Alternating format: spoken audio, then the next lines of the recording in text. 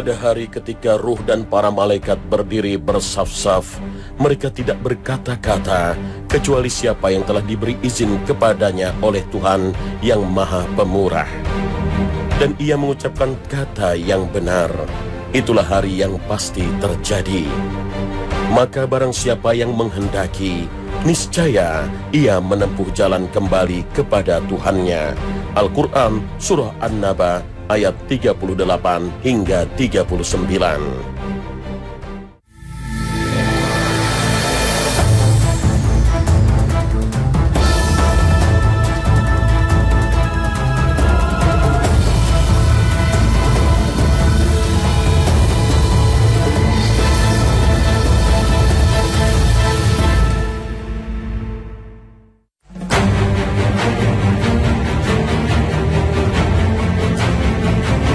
Assalamualaikum warahmatullahi wabarakatuh.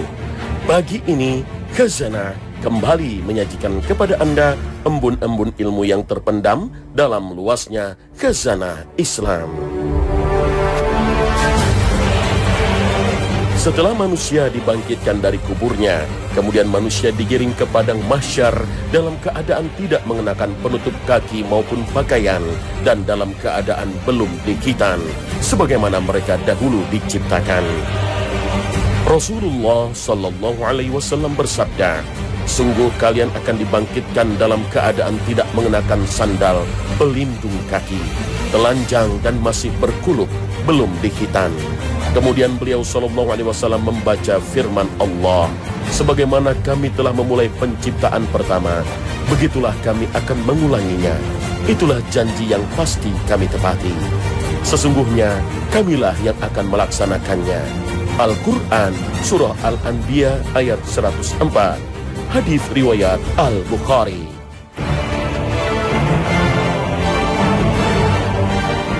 Mendengar hadis ini, Ummul Mukminin Aisyah radhiyallahu anha sebagai wanita tentu merasa risih dan sempat bertanya pada Nabi sallallahu alaihi wasallam, laki-laki dan perempuan semuanya, sebagian mereka melihat sebagian lainnya? Maka beliau sallallahu alaihi wasallam menjawab, keadaannya lebih mengerikan dari membuat mereka berpikir demikian. Muttafaqun alaih. Seluruh umat manusia dari zaman Nabi Adam sampai umat akhir zaman akan digiring bersamaan menuju mahsyar. Tentu sebuah perjalanan kolosal dengan jumlah yang tak terhitung. Semuanya bergerak menuju satu tujuan. Tak hanya itu, pergerakan perjalanan ini begitu memukau karena semuanya bergerak dengan cara yang berbeda-beda.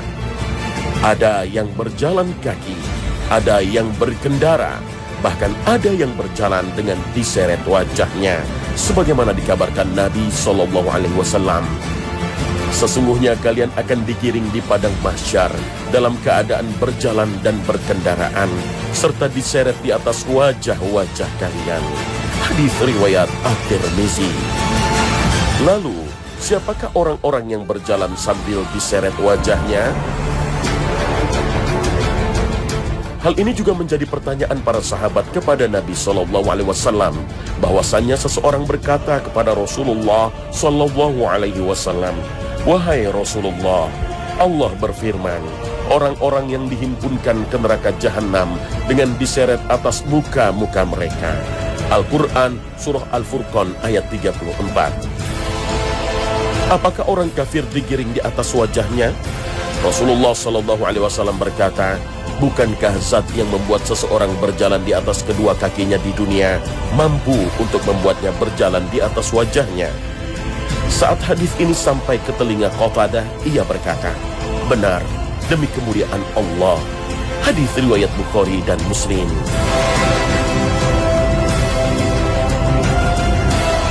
Seluruh umat manusia berkumpul di padang mahsyar, sebuah tempat yang disebut Nabi Sallallahu Alaihi Wasallam tanah yang rata seperti roti putih yang bundar dan pipih. Tidak ada tanda untuk seorang pun. Hadis riwayat Muslim.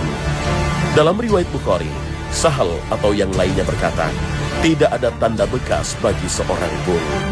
Lalu apa yang dilakukan di tempat kosong ini?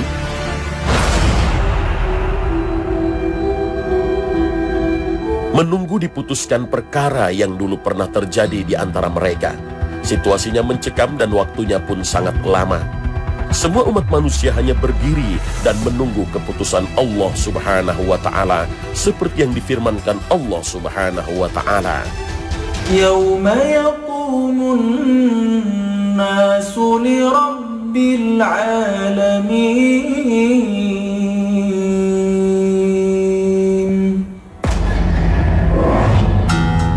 yaitu hari ketika manusia berdiri menghadap Tuhan semesta alam. Al-Quran Surah Al-Mutaffifin ayat 6. Al-Hafidh Ibnu Katsir menerangkan kondisi berdirinya manusia pada waktu itu. Mereka berdiri dalam keadaan tidak beralas kaki, telanjang dan tidak berkhitan, pada tempat yang sulit, cemas, serta sempit bagi pendosa. Semua itu meliputi manusia dengan perintah Allah, dan semuanya tidak mampu menolaknya, baik yang kuat maupun yang lemah. Miqdad bin Al-Aswad radhiyallahu anhu menceritakan, aku pernah mendengar langsung dari Rasulullah SAW bersabda, matahari akan didekatkan kelak pada hari kiamat kepada makhluk sampai ada di antara mereka yang seukuran 1 mil. Berkata Sulaim bin Amir, salah seorang rawi hadis ini, demi Allah aku tidak tahu 1 mil yang dimaksud, apakah ukuran yang ada di dunia atau mil sejauh mata memandang. Nabi bersabda, dan manusia pada saat itu sesuai dengan kadar amalannya dalam berkeringat. Di antara mereka ada yang sampai menutupi mata kaki, ada yang keringatnya sampai ke betis, dan ada di antara mereka yang keringatnya sampai menutupi leher, dan ada yang tenggelam oleh keringatnya sendiri. Kata salah seorang rawinya, dan beliau mengisyaratkan dengan tangannya ke arah mulut. Hadis riwayat Muslim.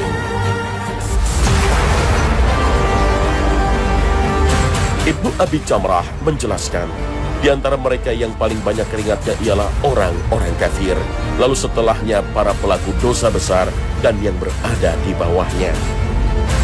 Adapun orang muslim, maka mereka jumlahnya sedikit dibanding dengan orang kafir. Sekalipun jarak 1 mil dalam hadis ini, baik 1 mil yang berarti jarak yang kita kenal sekarang, atau mil yang berarti alat celak, keduanya sama-sama sangat dekat. Tentu panas tak terkira dan tak terbayangkan. Karena jarak matahari yang normal sekarang dengan bumi yang mencapai jutaan kilometer begitu terasa panas di tengah hari. Lalu bagaimana jika matahari berada 1 mil di atas kepala kita? Ulama kontemporer menggambarkan kedahsyatan panasnya hari itu, bahwa pada hari kiamat kelak tatkala manusia dikumpulkan di padang mahsyar, kekuatan mereka tidaklah sama dengan kekuatan mereka ketika hidup di dunia. Akan tetapi mereka lebih kuat dan lebih tahan. Seandainya manusia sekarang ini berdiri selama 50 hari di bawah terik matahari tanpa naungan, tanpa makan dan tanpa minum, apa yang terjadi? Tentu tidak akan mampu, bahkan mereka akan binasa.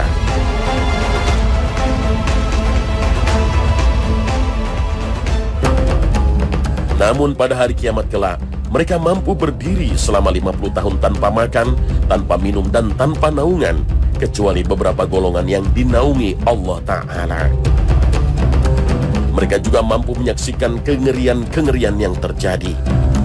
Perhatikanlah keadaan penghuni neraka yang disiksa dengan begitu kerasnya, namun mereka tidak binasa karenanya. Allah Ta'ala berfirman, setiap kali kulit mereka hangus, kami ganti kulit mereka dengan kulit yang lain, supaya mereka merasakan azab. Al-Quran Surah An-Nisa ayat 56. Menjelaskan hadis tentang didekatkannya matahari ini, Al-Hafidh Ibnu Katsir menjelaskan bahwa kondisi yang demikian dahsyat ini tidak bisa dipahami dengan akal pikiran, tapi harus dipahami dengan hati, dengan iman, karena masuk dalam lingkup keimanan dengan perkara gaib.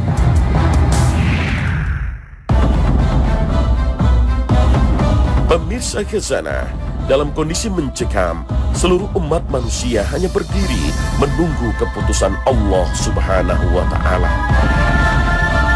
Terus berdiri bukan sehari atau seminggu, tapi sangat lama.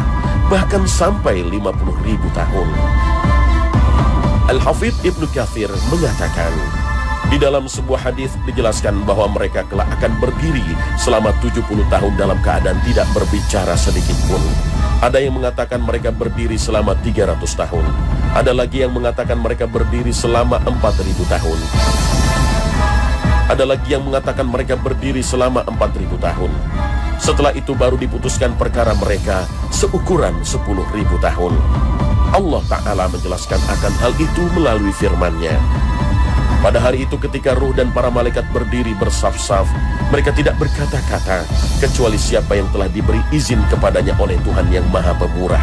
Dan ia mengucapkan kata yang benar. Itulah hari yang pasti terjadi.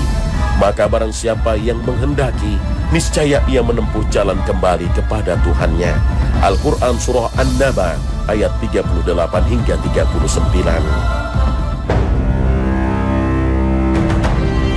Abdullah bin Mas'ud radhiyallahu anhu berkata, Rasulullah SAW pernah bersabda, Allah akan mengumpulkan dari makhluk pertama hingga terakhir pada hari yang telah ditentukan.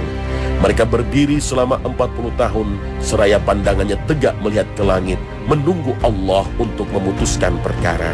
Hadis riwayat Tabrani. Dalam hadis lain juga dijelaskan durasi waktu yang pada saat itu. Disebutkan oleh Imam Muslim dari hadisnya Abu Hurairah radhiyallahu anhu, beliau berkata, Rasulullah SAW bersabda, tidaklah seorang yang punya emas dan perak lalu tidak menunaikan hak keduanya, melainkan kelak pada hari kiamat akan diberikan padanya lempengan logam dari api neraka, lantas dicelupkan ke dalam neraka jahanam. Selanjutnya digosokkan pada tulang rusuk, kening serta punggungnya, dan tiap kali menjadi dingin maka dicelupkan lagi. Pada hari yang sama dengan 50.000 tahun, itu terjadi hingga diputuskan perkara hamba, maka dirinya sudah melihat jalannya, apakah ke surga atau ke neraka. Hadis riwayat Muslim.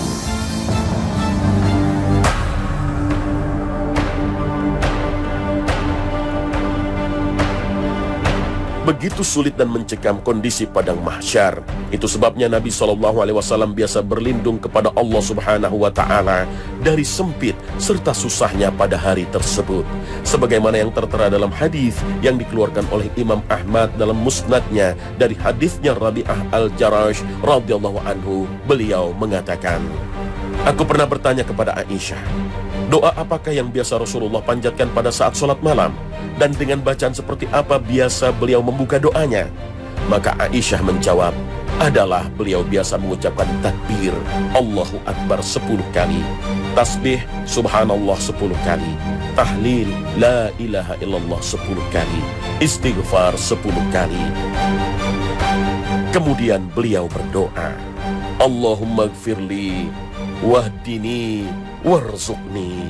Ya Allah, ampunilah diriku, berilah aku petunjuk dan rezeki, sebanyak 10 kali. Lalu ditutup dengan doa, Allahumma inni a'udzubika minadh-dhiqi yaumil hisab. Ya Allah, sesungguhnya aku berlindung kepadamu dari sempitnya pada hari pembalasan, sebanyak 10 kali. Hadis riwayat Ahmad. Apakah durasi 50.000 tahun berdiri menunggu keputusan Allah dalam kondisi sulit dan mencekam itu akan dirasakan seluruh umat manusia? Orang kafir dan ahli maksiat akan mendapat bagian yang lebih besar lagi pada hari mencekam ini. Allah Ta'ala menjelaskan hal ini dalam firman-Nya. Dan adalah hari itu satu hari penuh kesukaran bagi orang-orang kafir. Al-Quran Surah Al-Furqan ayat 26. Sementara ahli maksiat akan menuai apa yang pernah dilakukan di dunia. Sebagaimana dijelaskan dalam riwayat Muslim, orang yang enggan mengeluarkan zakat akan diazab. Hartanya berubah menjadi binatang yang akan menginjak, menggigit, serta menanduk dengan tanduknya. Durasi waktu yang mencekam ini hanya dirasakan oleh orang-orang kafir dan ahli maksiat.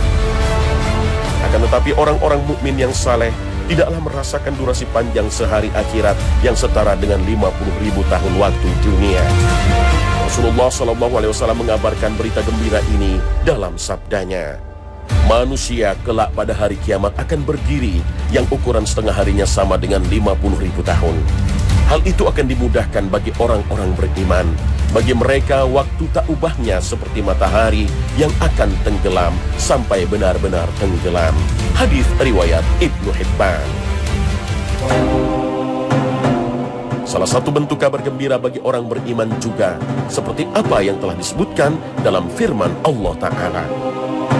Penghuni-penghuni surga pada hari itu paling baik tempat tinggalnya dan paling indah tempat istirahatnya.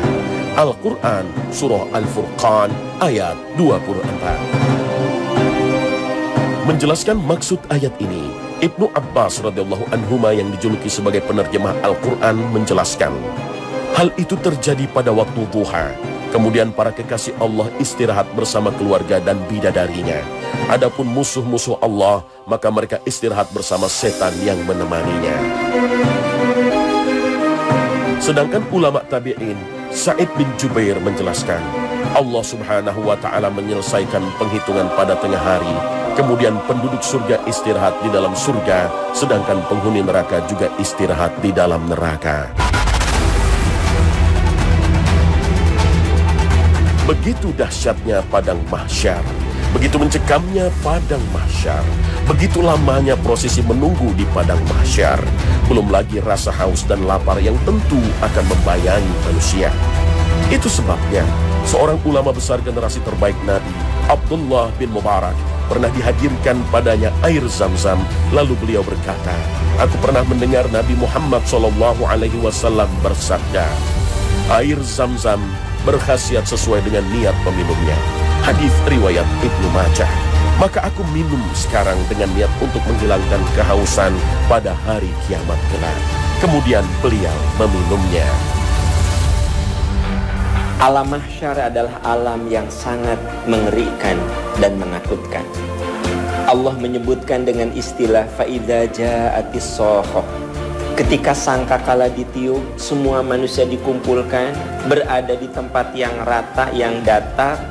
Sejauh mata memandang adalah alam yang sangat-sangat luas dan datar.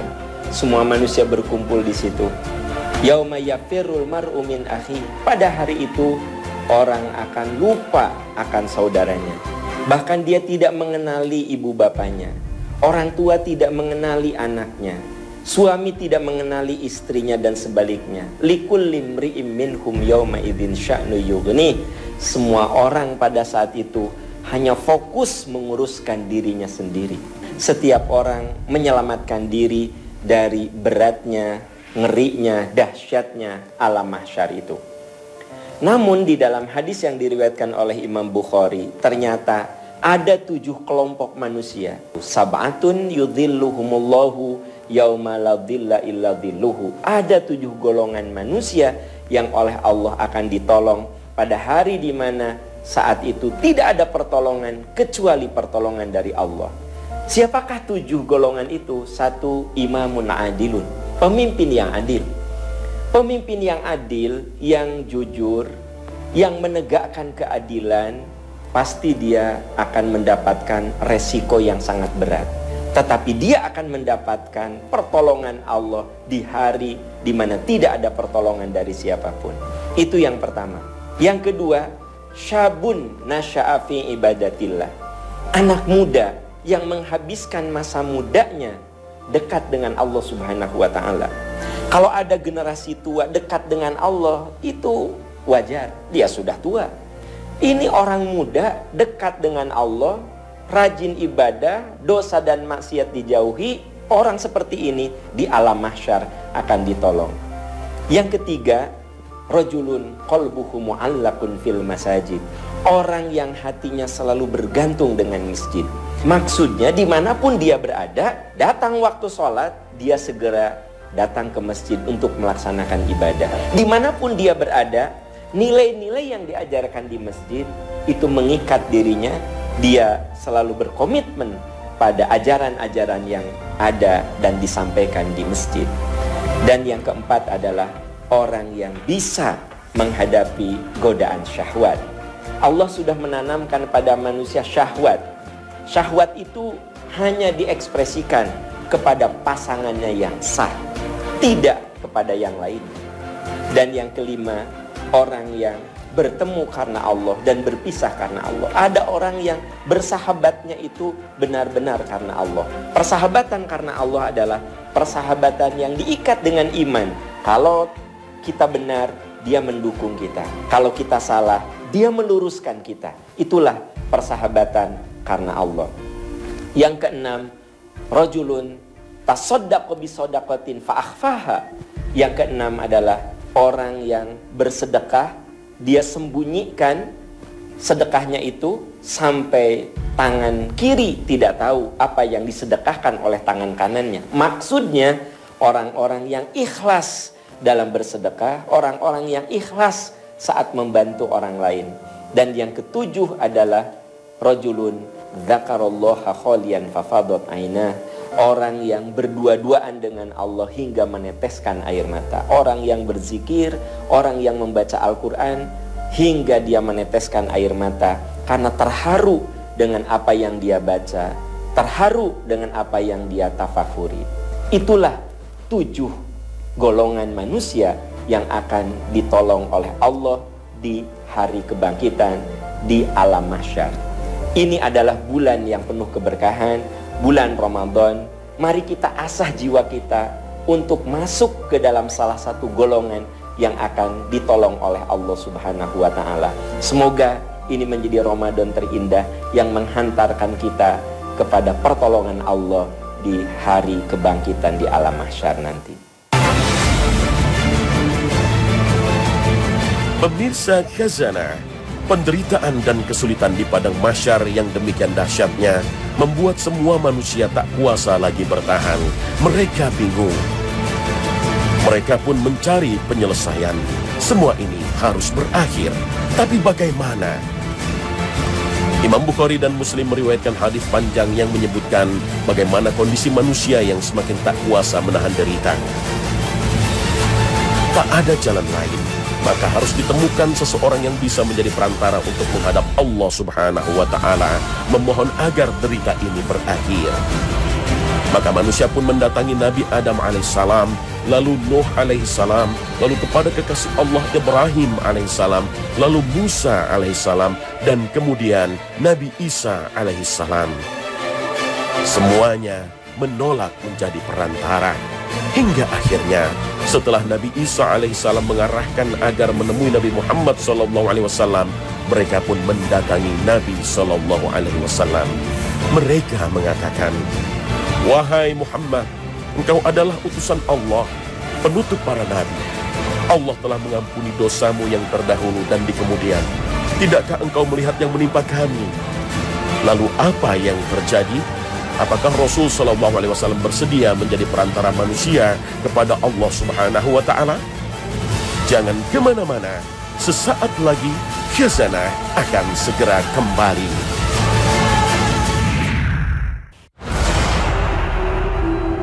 Pemirsa Khazanah, setelah menerima pengaduan orang-orang yang meminta perantara dirinya, Rasul SAW pun mengatakan, sebagaimana dicatat dalam riwayat Bukhari dan Muslim, beliau bersabda, "Aku pun bergegas, lalu tiba di bawah arsy. Aku tersungkur sujud kepada Rabb. Setelah itu, Allah memulai dengan memuji pujian baik yang belum pernah disebutkan untuk seorang pun sebelumku. Setelah itu dikatakan, wahai Rasulullah, bangunlah. Mintalah, pasti kau diberi. Mintalah syafaat, pasti kau diberi. Aku pun bangkit dan mengatakan, umatku ya Rabb. Kemudian dikatakan, wahai Muhammad, masukkan di antara umatmu yang tidak dihisab melalui pintu kanan surga. Dan mereka bersama yang lain di selain pintu itu. Setelah itu Rasul bersabda, demi zat yang jiwaku berada di tangannya, sungguh jarak antara 2 daun pintu surga seperti antara kota Makkah dan kota Hajar, atau seperti antara kota Makkah dan kota Busra. Inilah syafaat yang hanya diberikan khusus pada penutup para nabi Muhammad SAW yang disebut dengan syafaat kubra atau syafaat agung. Pemirsa Khazanah, apakah dengan syafaat Nabi SAW ini kedahsyatan akhirat telah berakhir? Terus ikuti khazanah perjalanan abadi menyingkap tabir gaib pukul 5.15 waktu Indonesia Barat sepanjang bulan Ramadan hanya di Trans 7. Terima kasih atas perhatian Anda. Wassalamualaikum warahmatullahi wabarakatuh.